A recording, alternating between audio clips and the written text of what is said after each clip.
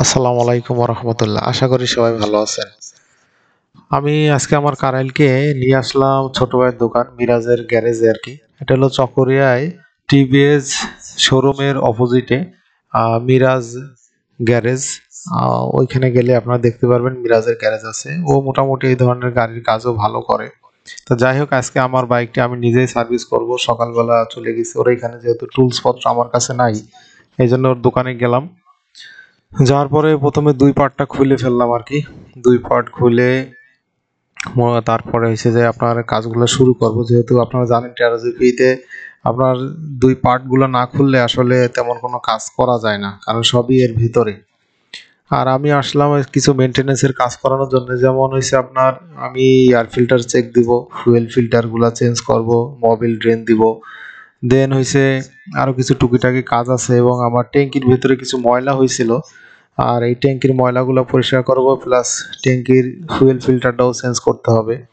Fuel filter change বলতে আসলে fuel ফিল্টারটা এই মুহূর্তে এয়ারোজেবিতে ওদের কাছে নাই। আমি কথা বলছিলাম। তারপরে হইছে যে ফুয়েল ফিল্টারটা ক্লিন করব, প্লাস এয়ার ফিল্টারটা অলরেডি ক্লিন করে নিয়ে আসছি। এটা খুলে নিয়ে গেছিলাম, নিয়ে যেয়ে ক্লিন করে নিয়ে এসে যে এখন আমি ইনস্টল করতেছি আরকি।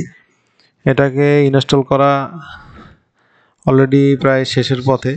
আপনারা এগুলা বাতাস দিয়ে, হাই প্রেসারে বাতাস দিয়ে আপনারা এটা ক্লিন করে নিতে পারেন। আপনারা জানেন এয়ার ফিল্টার মূলত হাই প্রেসার বাতাসের মাধ্যমে ক্লিন করে।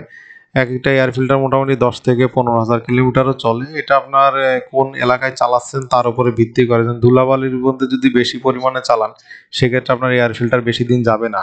আবার যদি খুব ন্যাচারাল পরিবেশে, যেখানে ধুলাবালি নাই, এসব জায়গায় এয়ার ফিল্টার অনেক দিন যায়, কারণ তেমন একটা ময়লা-টয়লা যায় না। আর ঢাকা অঞ্চলে প্রচুর পরিমাণে ধুলাবালি ময়লা হয়, যার কারণে এয়ার ফিল্টার বেশি দিন যায় না। আবার আপনারা যারা পাহাড়ে এই সাইডে রাইড করেন, পাহাড়ি অঞ্চলে, সেখানে খুবই ন্যাচারাল পরিবেশ, ওইখানে এয়ার ফিল্টারে তেমন প্রবলেম হয় না।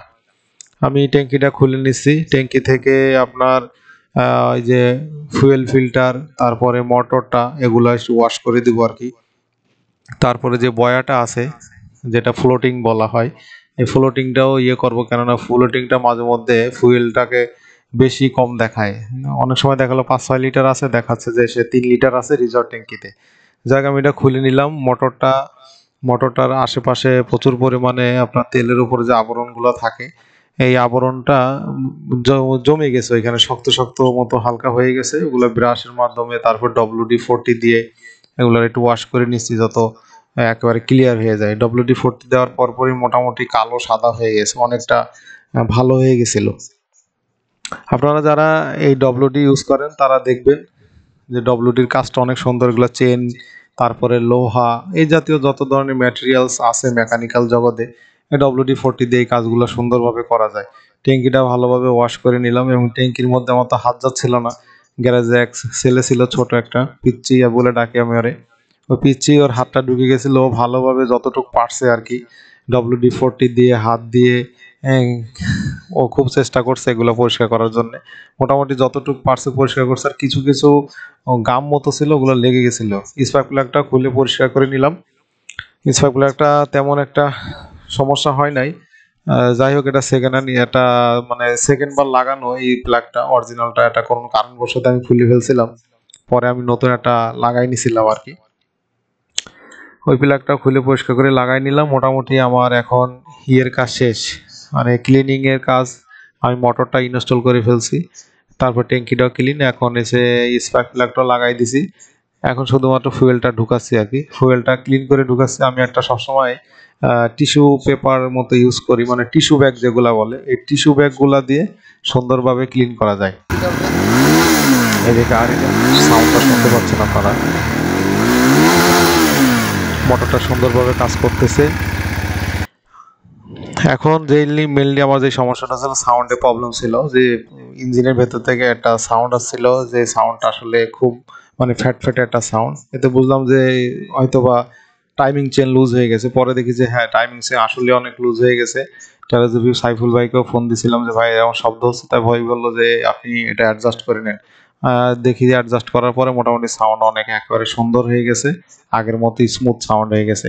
তবে এখানে একটা ট্রিক্স আছে। আমাকে ওইখানে যে ছোট ভাই বললো, মিরাজ যে গ্যারেজের আর কি, গ্যারেজ ওর গ্যারেজের ওনার আর কি, ও বলে যে ভাই এখানে ছোট একটা বল দিয়ে দিই, বলটা প্রেসার দিয়ে রেখে দেবি এবং এইটা আপনার অনেক দিন পর্যন্ত কাজ করবে। পরবর্তীতে যখন আমি সার্ভিস করব তখন আমি এই ইয়েটা চেঞ্জ করে নেব আর কি, টাইমিং চেনটা চেঞ্জ করে নেব। ও একটা সুন্দর বুদ্ধি করে দিয়ে দিছে। এরপর হচ্ছে মোবিলটা ড্রেন দিয়ে দিলাম।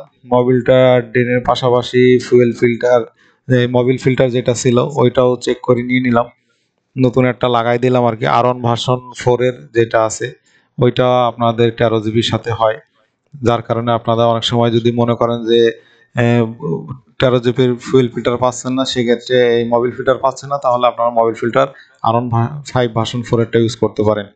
যাক, মোটুল মোবিল দিয়ে দিলাম, মোটামুটি আমার সম্পূর্ণ কাজ শেষ। তবে মোটুল আমি সবসময় মিনারেল ইউজ করি, এরপর থেকে হয়তো সিনথেটিক ইউজ করবো, না হলে অন্য কোনো ব্র্যান্ড ইউজ করবো। মোটুলে আর যাবো না, কারণ এই অঞ্চলের মোটুল পাওয়া বিষয়টা খুব সমস্যার, পাইলেও দাম বেশি নেই, যার কারণে হয়তো মোটুলটাকে আমি এর পরবর্তীতে আর ইউজ করব না।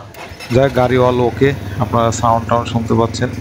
যাই হোক, ভালো থাকবেন, আল্লাহ হাফেজ। 13 জিবি ভার্সন ফোন নিয়ে যদি কারো কোনো কোয়ারি থাকে আমাকে ইনফর্ম করবেন। আল্লাহ হাফেজ, ধন্যবাদ সাথে থাকার জন্য।